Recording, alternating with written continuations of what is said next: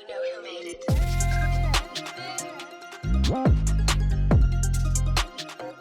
Hello and welcome to the See Me Be Me podcast. We've got another episode with another incredible guest joining us today. He's a digital futurist, a tech entrepreneur, and a passionate advocate for diversity and inclusion in the tech industry. With a career that spans across digital marketing, technology, and social innovation, Dan Sodergren is a true change maker. Whether he's founding groundbreaking startups or sharing his insights on the future of work, Dan is someone who doesn't just talk about the future, he's actively shaping it and informing us about it. I'm excited to dive into Dan's journey, his mission, and the profound impact he's making in the world today. What would you say some of the biggest mistakes you see organizations you support making when it comes to tech in the future? Well, you've just said it perfectly there. It's the human thing. You know, technology is great, but actually it's human beings that need to use technology. So you need to change the human beings. Human beings themselves can change,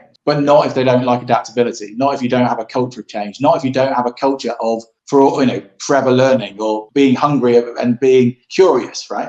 So many organizations and people around the world love the idea of a fixed mindset. Like, I'm a good lawyer, therefore that's it, right? And that's what they've trained to do. They've trained for 7 years. And then this new thing comes along, which can do 80% of their work for them. And they can become 400% more productive if they use it. And they go, no, I don't want to use it because I've been a lawyer and I've read books forever. Or I've been a lawyer and I've used Google forever. Or I've been a lawyer and I am a lawyer and I'm the brain. And how dare you want to replace me? Something else. You don't remember, like, when people first started to use Uber, every taxi driver you spoke to at the time was like, oh, I'll never take off because you can't beat the knowledge. Can't beat the knowledge in my head. And I've done that for years and no computer can beat it. What, with a GPS system? What, no computer can beat a mapping system in your head? Now, don't get me wrong, I've met taxi drivers who have taken me a fantastic way somewhere, which is better than what Google would have done or the Uber driver would have done. But there's no point in saying Uber hasn't done, Uber's done, whether you like Uber or not. That technology piece has proven its point. It's exactly the same with AI now. Me and you on the call right now can become a B- grade lawyer from just creating the right prompt, which scares the sugar lumps out of a lot of people.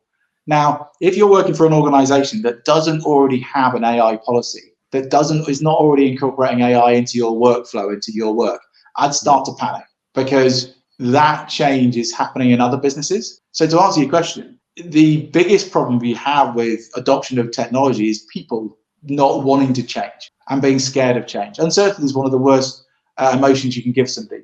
And we're now in this world of mass uncertainty because of AI. But it's the people that will use AI will keep their jobs. But by the way, the very nature of jobs and businesses is going to change. So everyone's going, I need to keep my job. I need to keep my job. Yeah, but okay, use AI first then. Get more productive. So you've got more of a reason to keep your job. Or if you're an entrepreneur, use AI to start businesses and make the world a better place. Whatever your motivation is, use AI so you can become more productive. Then as a society, we all have to look at, what about the people who didn't use AI? This, by the way, is the digital gap on steroids. It's the same principle. If you weren't using email 10 years ago or 5 years ago or now, just imagine not using email now. What kind of disadvantage would you be if you didn't use email or didn't use your phone? Refuse to use your mobile phone, or refuse to write stuff out, or refuse to only write things out by hand. Because I'm old enough, this is no word of lie, where I had bosses who would have emails that they would print out, they would make notes on for the secretary, and their secretary would then type them up into an email for them because they refused to use email. Those bosses are no longer bosses, right? Because that's insane. It'll be exactly the same for AI, but that change is coming. It's not decades, it's years.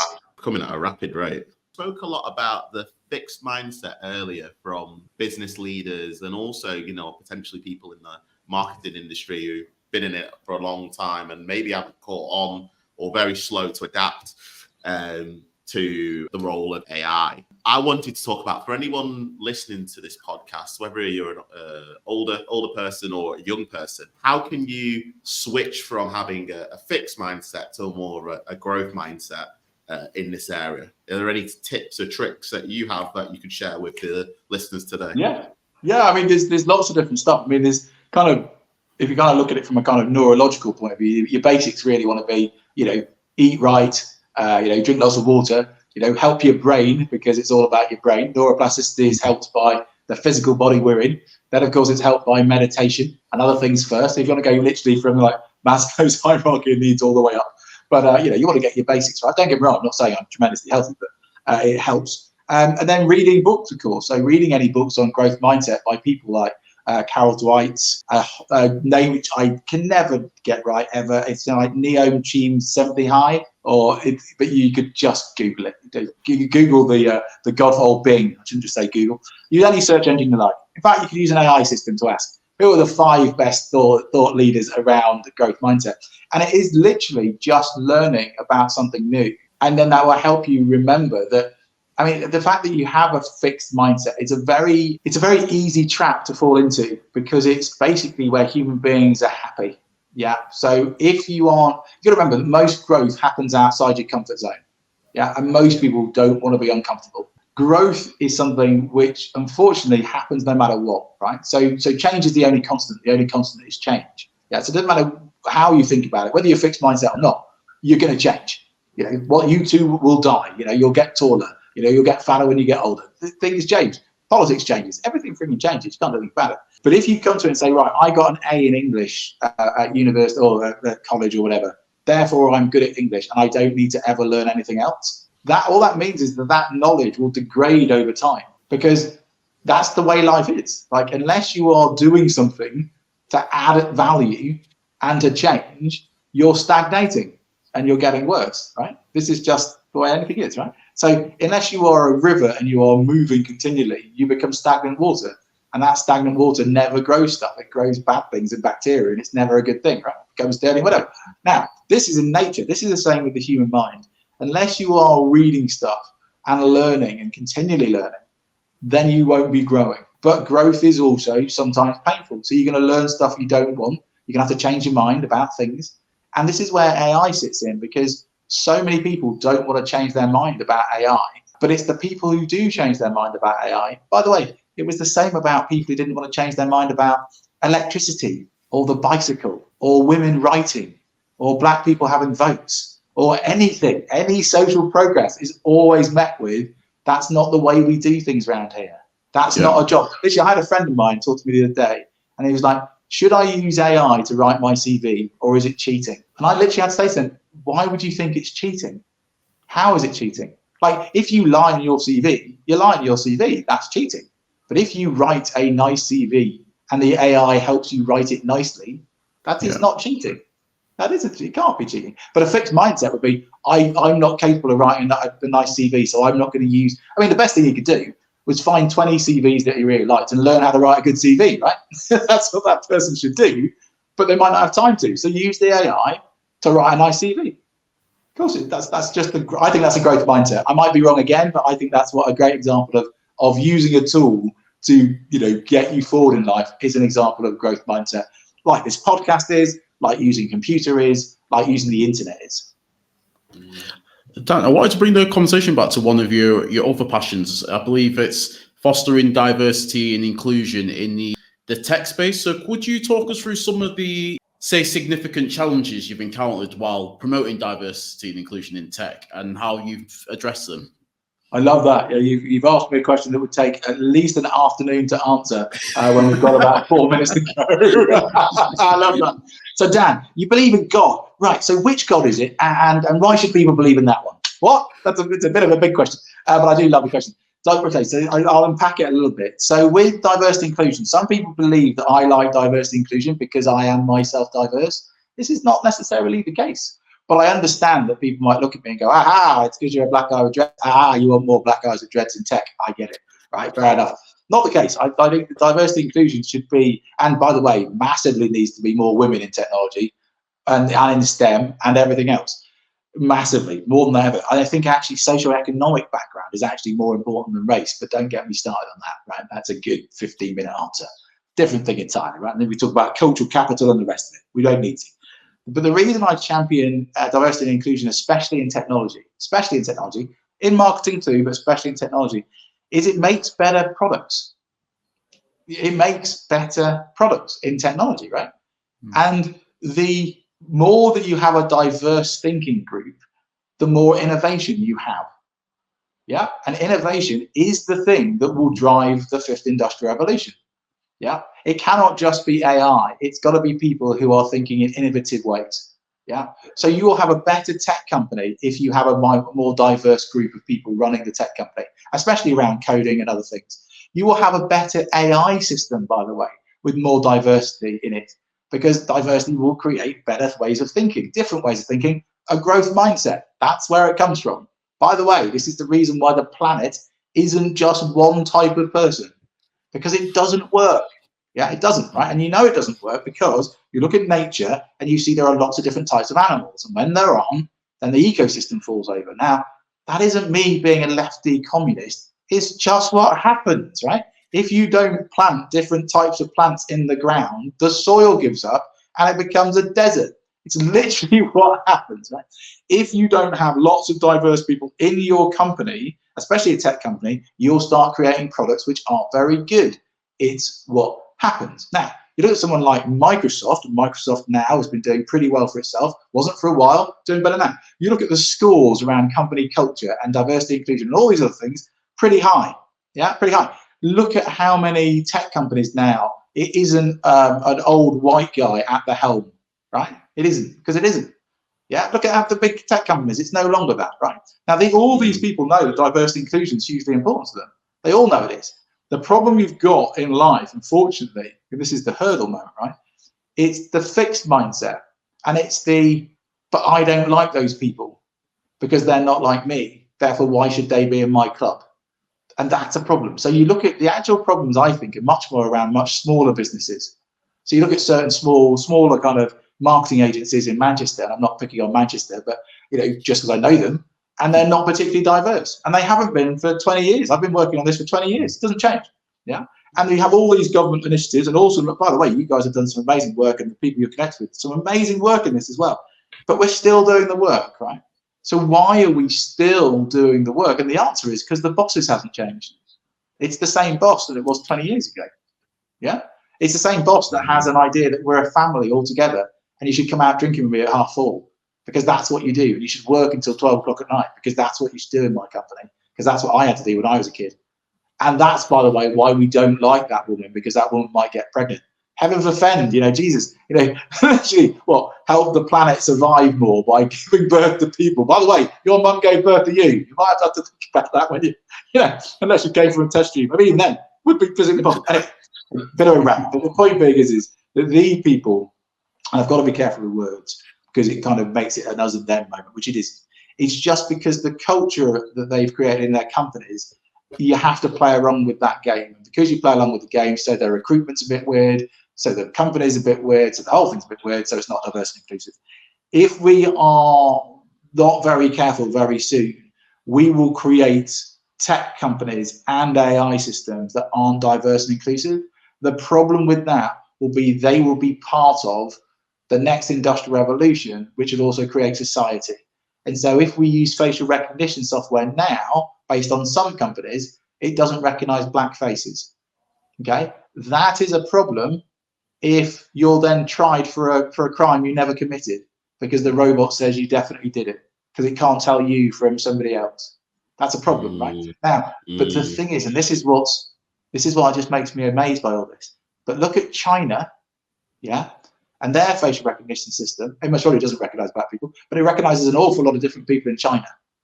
Yeah, so it's just the data. It's just the data. It's just the data, because the company that created it didn't know any black people, so it didn't put any black faces into the model, right? That's all it is.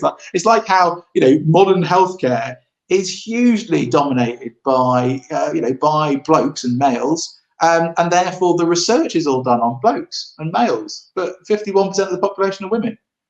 But you should see the amount of face research, which is just blokes.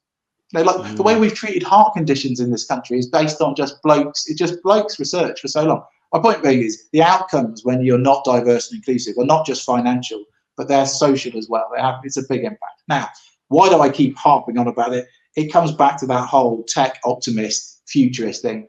The world becomes a better place when it's more diverse and inclusive.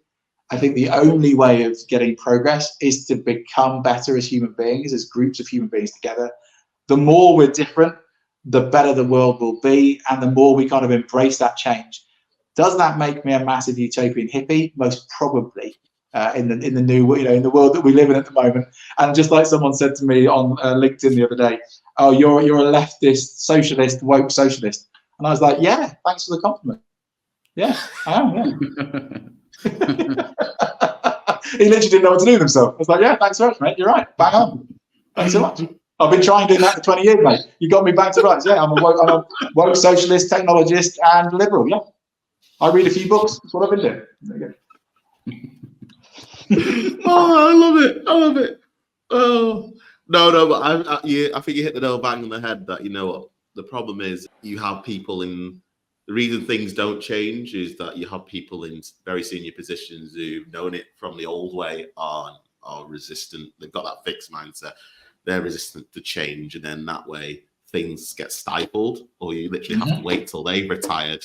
They leave in order for things to change. But then sometimes the next person who comes in has got the same mindset as the previous person, and then things don't change anyway. No, that's the point. That's why I always say to people, start your own business.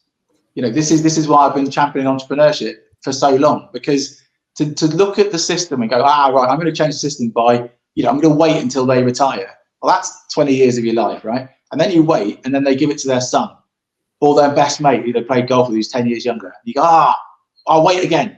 And you're waiting again. And then your whole life's gone waiting to get the reins of power, or waiting for your, the classic saying is, you shouldn't wait for a seat at the table. You should build your own table. We just got to stop waiting for people to give our own the reins of power. They're not going to, by the way. And if they do, they do it by 1% or 3%. The amount of money that has been given to tech companies, black entrepreneurs and tech companies, that has not changed for more than a decade, right? It's still at the percentage it was before, if not slightly worse in some sections.